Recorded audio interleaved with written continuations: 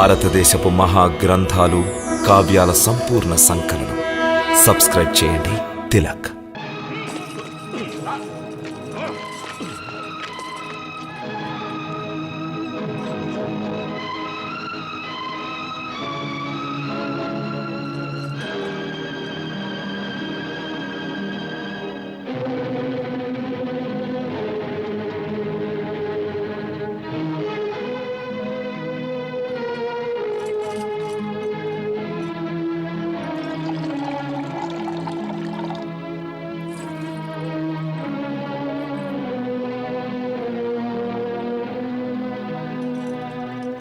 చక్రధర, మేము నిన్ను మా ఆస్థానికవుగా నియమించింది మమ్ము ప్రశంసిస్తూ గానం చేయాలని. మరి నేడు మేము నిన్ను పిలిపిస్తే రావడం కుదరదంటూ నీవు నిరాకరించావట. నీకెంత కండకావరం, ఈ రాజాజ్ఞనే ఉల్లంఘిస్తావా? చక్రధర, మూర్ఖుడివా? ఎందుకు నీవే నీకు శత్రువుగా మారుతున్నావు?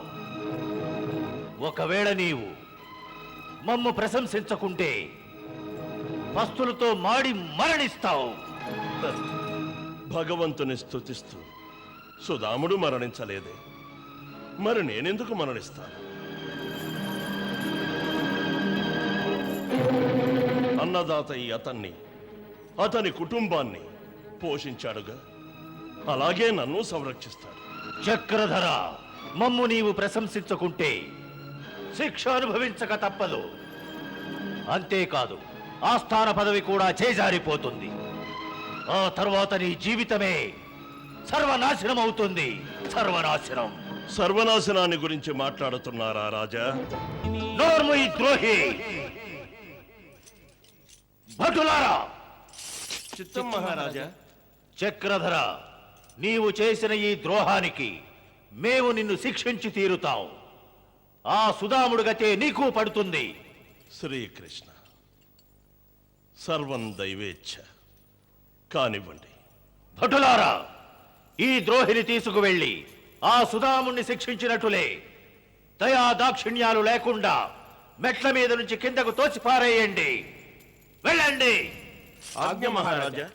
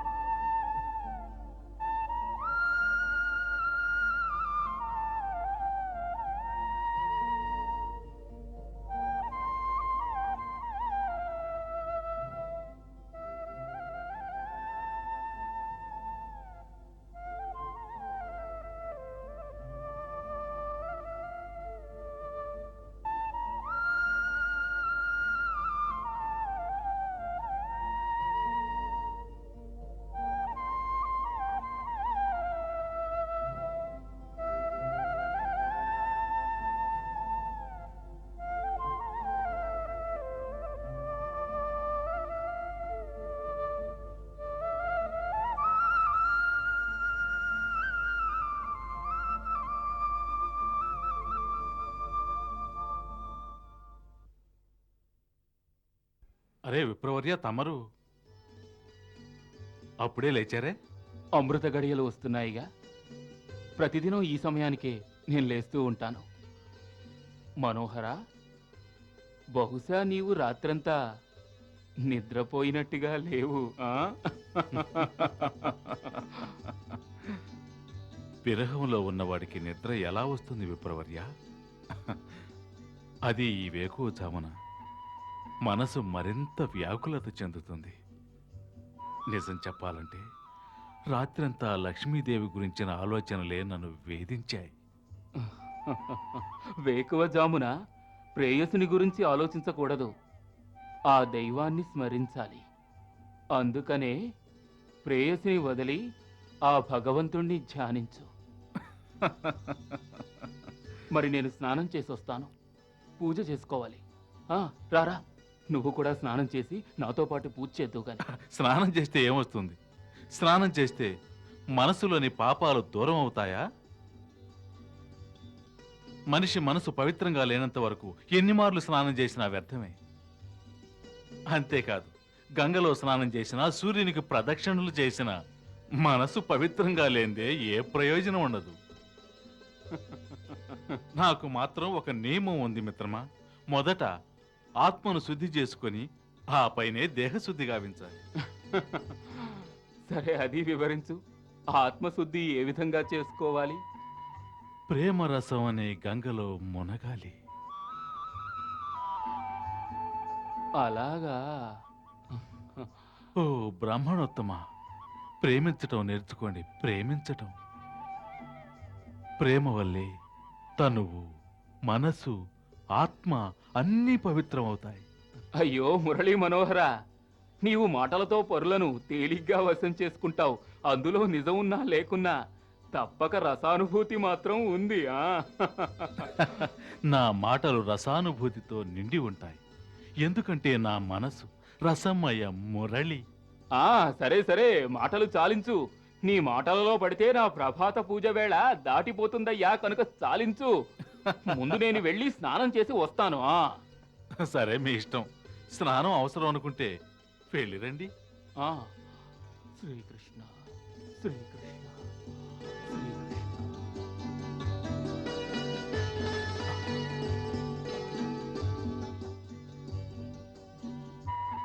ఏవైనా సంస్కారం గల యువకుడు, భలే విచిత్రమైన వాడు. శ్రీకృష్ణ శ్రీకృష్ణ శ్రీకృష్ణ.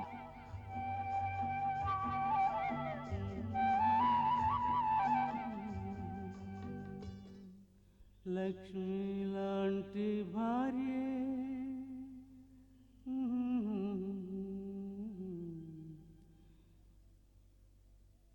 దిగులే ఉంది నాకు.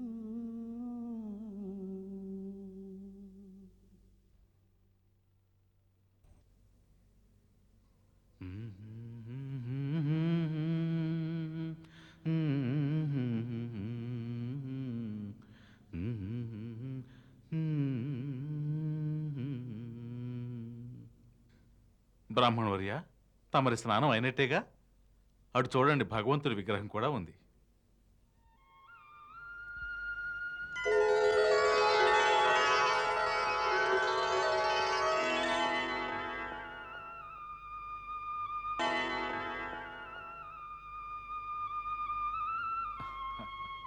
తమ కోసం పువ్వులు కూడా తీసుకొచ్చాను, తీసుకోండి.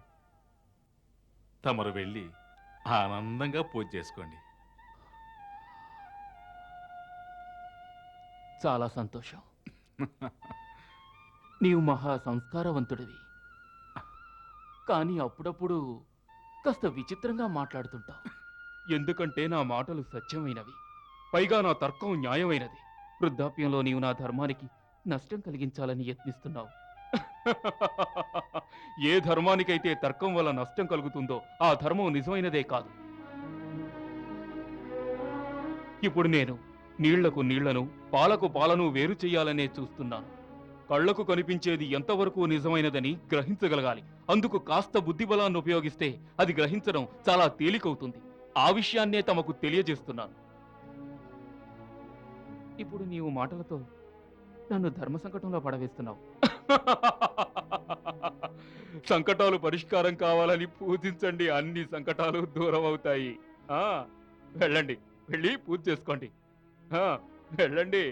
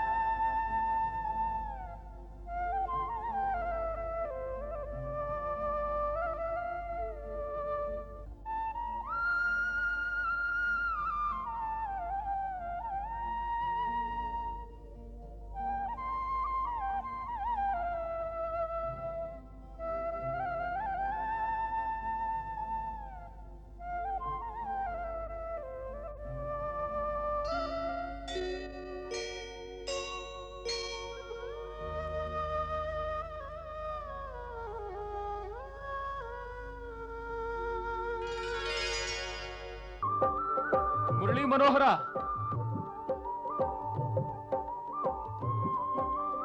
ఏమయ్యా మురళీ మనోహర, ఏమిటి మిత్రమా? నీవు నీ ప్రేమ గీతాలను చాలించలేవా? ఎందుకు విప్రోత్తమా? నీ ప్రేమ గీతాలు నా పూజకు భంగం కలిగిస్తున్నాయి. మరి తమ భక్తి గీతాలు నాకు భంగం కలిగించట్లేదే? నీవా భగవంతుణ్ణి స్తుతించలేవా? స్తుతించటం నాకు రాదుగా. అయితే నీవు నాతో పాటు ఆ భగవంతుణ్ణి స్తుతించు. అలాగే.